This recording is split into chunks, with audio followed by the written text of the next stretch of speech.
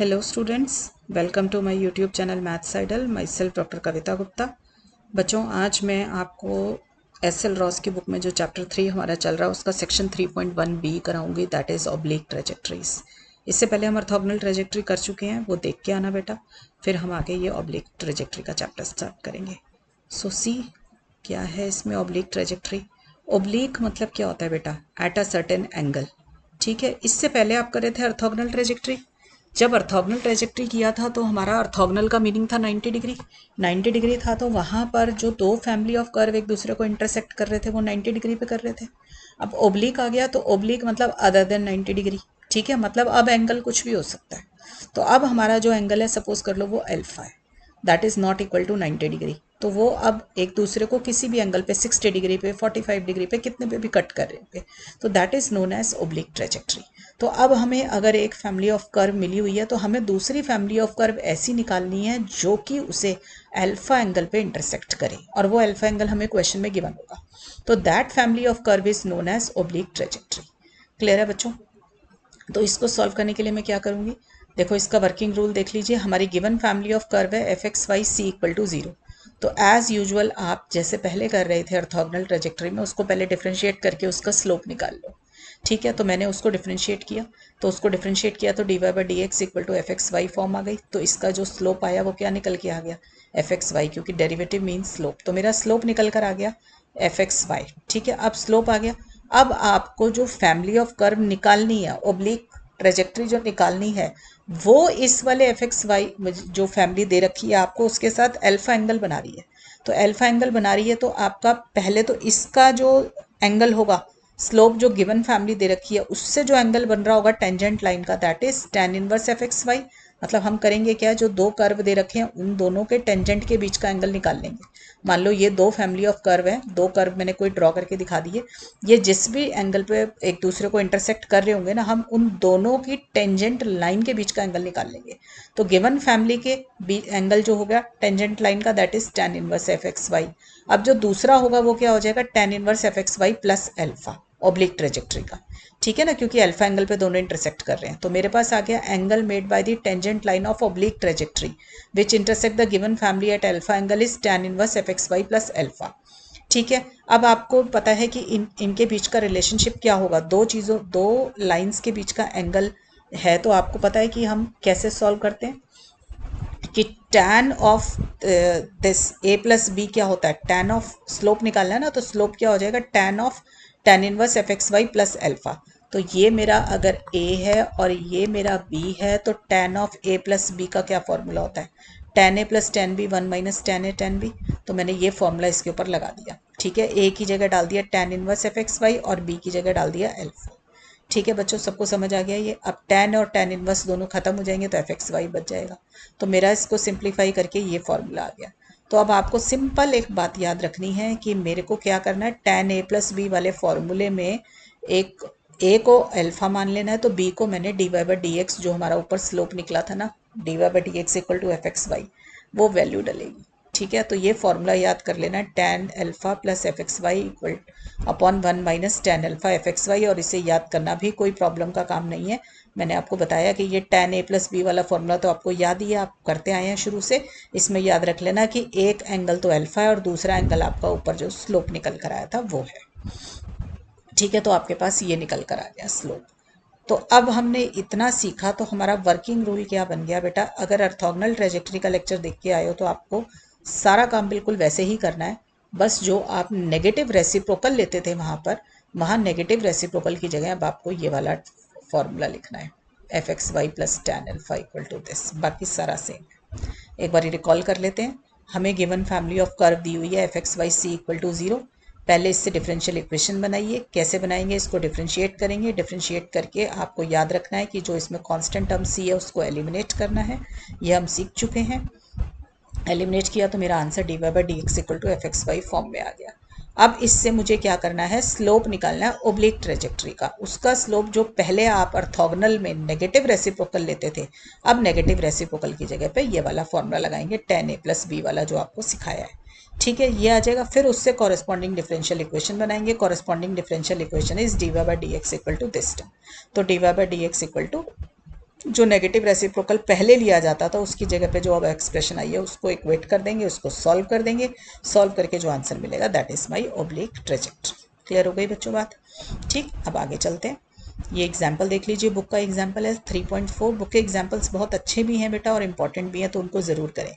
तो find a family of oblique trajectories that intersect the given family of straight lines y equal to C X at an angle 45 degree. तो ये तो हो गया alpha और ये हो गई मेरी गिवन फैमिली। ठीक है, तो आप क्या करेंगे, पहले गिवन फैमिली से डिफरेंशियल इक्वेशन बना लें। तो डिफरेंशियल इक्वेशन बनाने के लिए डेरिवेट कर दिया और सी को एलिमिनेट किया। तो सी को एलिमिनेट करने के लिए गिवन इक्वेशन का इस्तेमाल किया। यहाँ से देखा सी की वैल्यू y बाई एक्स आ रही है, तो सी को y बाई एक्स डाल दिया और डिफरेंशियल इक्वेशन हमारी बन गई। अब हमें क्या करना है, हमें नेगेटिव रेसिप्रोकल नहीं लेना, हमें ये वाला फॉर्मूला लगाना है tan a प्लस बी वाला, जो मैंने आपको याद कराया है। मैंने आपको बताया कि ये याद कर लो, tan a प्लस बी वाला फॉर्मूला क्या होता था, एक्सप्रेशन यही होती थी ना। इसमें आपने करना क्या है, a की जगह पे तो अल्फा डाल दो और b की जगह पर ये D Y by D X वाली टर्म डाल दो। ठीक है, तो tan b की जगह पे, तो tan b की जगह पे या tan a किसी को भी ले सकते हो आगे, a और b। तो हमने इस फॉर्मूले में वैल्यू डाली, अल्फा की जगह 45 और एफ एक्स वाई की जगह जो ये डेरिवेटिव आया, क्योंकि मेरा यही है एफ एक्स वाई, इसकी वैल्यू डाल दी। ठीक है, इसको सॉल्व किया, सबको पता है tan 45 की वैल्यू 1 होती है, आपने इसको सॉल्व किया तो आपको ये मिल गया। ठीक, तो अब डिफरेंशियल इक्वेशन ऑब्लिक ट्रेजेक्ट्री की क्या आ जाएगी बेटा, D Y by D x equal to this thing. तो हमने D Y by D x equal to this thing डाल दिया। अब ये जो हमारे पास ऊपर निकल कर आया, अब इसको आप देख सकते हैं, सबकी बहुत आसान है ये सॉल्व करना। होमोजीनियस डिफरेंशियल इक्वेशन बन गई है। होमोजीनियस इक्वेशन है तो आपको पता है substitution y equal to V X होती है, तो हमने y को वी एक्स मान लिया। दोनों साइड पे डिफरेंशिएट कर दो तो y का derivative D Y by D X, और वी एक्स में कैसे डिफरेंशिएट होगा, v को रखकर x का डिफरेंशिएशन 1 और x को रखकर v का differentiation d v by D x आ गया। तो इसमें ये वैल्यूज डाल दी, आपने इसको सॉल्व किया, सॉल्व करके आपको क्या मिल गया, ये आ जाएगा। ठीक है, अब वेरिएबल सेपरेबल फॉर्म बन गई। v की टर्म से एक साइड रखिए, x की टर्म से एक साइड रखिए और इंटीग्रेट कर दीजिए। सब बच्चे वीडियो पॉज करके खुद इंटीग्रेट करके फाइनल आंसर तक पहुंचे और फिर मैच करें। ठीक है, ये आ गया। अब इसको सॉल्व करने के लिए आपको पता है कि 1 प्लस वी स्क्वायर का डेरिवेटिव आपको कुछ कुछ ऊपर दिखाई दे रहा है, तो हमने 1 प्लस वी स्क्वायर को टी माना तो 2v dv dt आ गया। अब इसके अंदर मैनिपुलेशन करनी पड़ जाएगी, आप 1 को 1 ऐसे पहले न्यूमरेटर को ब्रेक कर लीजिए। ठीक है, फिर इसमें 1/2 और 2 कर लीजिए। ठीक है, अब ये 2v dv आ गया है आपके पास यहाँ तक। अब इन दोनों को इंटीग्रेट कर लेना। ठीक है, ऐसे ही करते हो। तो हमने इसको इंटीग्रेट किया, 1/1 प्लस वी स्क्वायर का इंटीग्रेशन tan इनवर्स v, और ये आपका 2v dv करके इंटीग्रेशन बाय सब्सटीट्यूशन बन गई है। इसको सॉल्व किया, सब बच्चे मेरे ख्याल से तो सॉल्व कर सकते हैं, इसमें समझाने की कोई दिक्कत लग नहीं रही है मुझे। अब जब इसको पूरा सॉल्व कर लें तो y की जगह वी एक्स डाल देना, और सॉरी v की जगह y बाई एक्स डाल देना, और t की जो आपने ऊपर सब्सटीट्यूशन ली थी उसको डाल देना। तो सब बच्चे देख लें स्क्रीन के ऊपर मैंने कैसे सॉल्व किया हुआ। ठीक है, जस्ट अ सिंप्लीफिकेशन, जैसे भी सॉल्व करना है इसको। क्लियर, तो ये मेरा आंसर होगा। नेक्स्ट ये वाला क्वेश्चन नोट कर लीजिए, इसको आप अब अपने आप करना है। ठीक है, चलिए, बिल्कुल सेम तरीके से सॉल्व हो रहा है, राइट। मैंने सॉल्यूशन दिखा दिया है, बाकी आप खुद करें, इट इज़ गुड। बिल्कुल सेम क्वेश्चन है, होमोजेनियस इक्वेशन भी बिल्कुल सेम ही बनी हुई है, राइट। चलिए, यहाँ तक हो गया। और मैं कौन सा क्वेश्चन, ये वाला भी क्वेश्चन नोट कर लो, सेम सिंपल लग रहा है देखने में। इसमें एंगल आपको 60 डिग्री का दे रखा है। क्लियर, नोट कर लीजिए, सब बच्चे अपने आप करेंगे। ये वाला, let me do one more question, देखते हैं अगर है तो आपको करा देते हैं। चलो ये कर लेते हैं। Find a family of orthogonal oblique trajectories that intersect the family of curve x plus y equal to cx square at angle alpha such that tan alpha equal to 2। अब इस लाइन से परेशान होने की जरूरत नहीं है, ये काम को आसान ही करेगी। tan alpha equal to 2, देखिए कैसे करना है हमें। x प्लस वाई हमें सी एक्स स्क्वायर दे रखा है। सबसे पहले हमें डिफरेंशियल इक्वेशन बनानी है, तो उसके लिए डिफरेंशिएट कीजिए दोनों साइड आपने डिफरेंशिएट किया तो x को 1 आ गया, y का d Y by D x आ गया, सी एक्स स्क्वायर का 2cx आ गया। इसमें c को एलिमिनेट करना जरूरी है। c को एलिमिनेट करने के लिए आपके पास है x plus Y equal to C X square, यहाँ से c की वैल्यू निकाल लीजिए और इधर रिप्लेस कर दीजिए।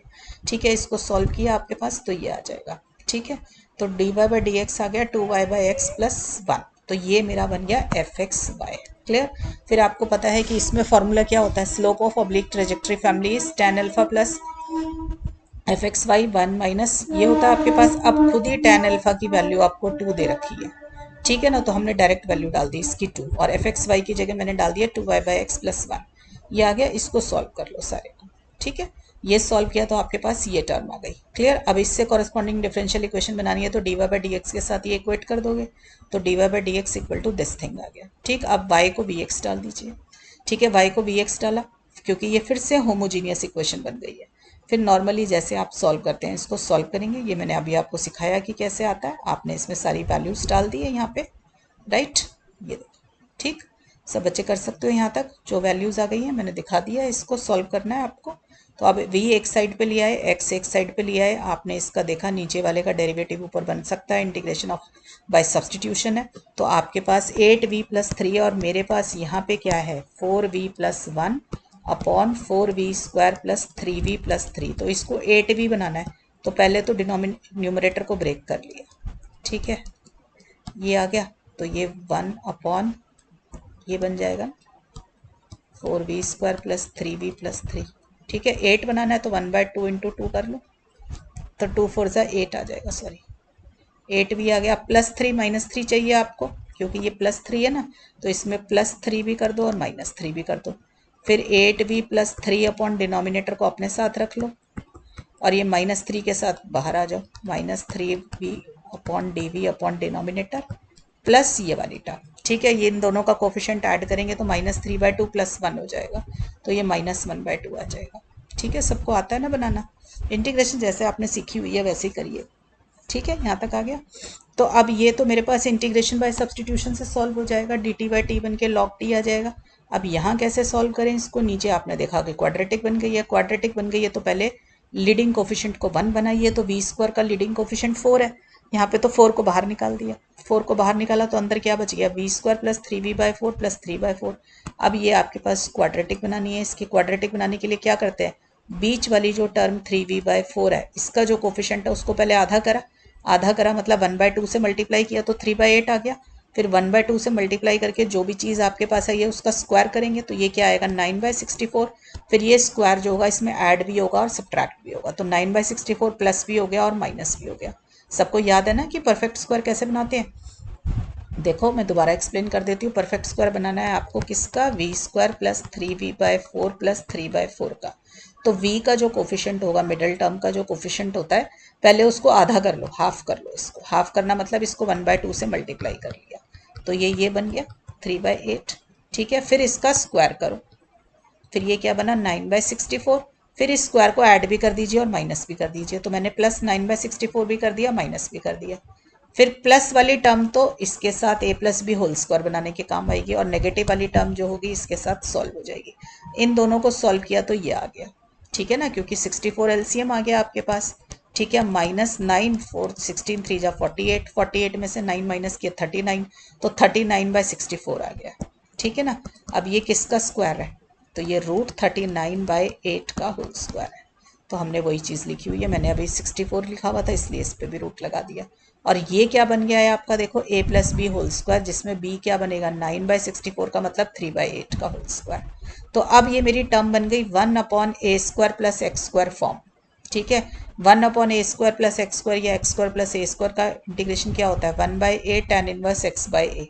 तो हमने 1/a मतलब कांस्टेंट वाली टर्म, ये रहा मेरा a और ये पूरा मेरा x है। तो मैंने फॉर्मूला यूज़ किया dx upon x² plus a² का इंटीग्रेशन होता है 1/a tan inverse x/a plus c। तो 1/a tan इनवर्स a की जगह v प्लस 3/8 x/a आ गया और उधर से 1/2 log 2 आ ही चुका था। इसको सॉल्व कर लिया आपने, जितना मैक्सिमम सॉल्व कर सकते हैं आप इसको सॉल्व कर लीजिए। ठीक है बेटा, और तो ये आपका आंसर आ जाएगा। क्लियर है बच्चों। So with this section 3.1 is over. जो आपके सिलेबस में था, बच्चे डिमांड भी कर रहे थे इसकी, तो मैंने ये करा दिया आपका सिलेबस। सॉरी, ये वाला सेक्शन आपका पूरा खत्म हो गया। नेक्स्ट क्लास में और पढ़ाई करेंगे बेटा। टिल देन पढ़ाई करते रहें। All the best.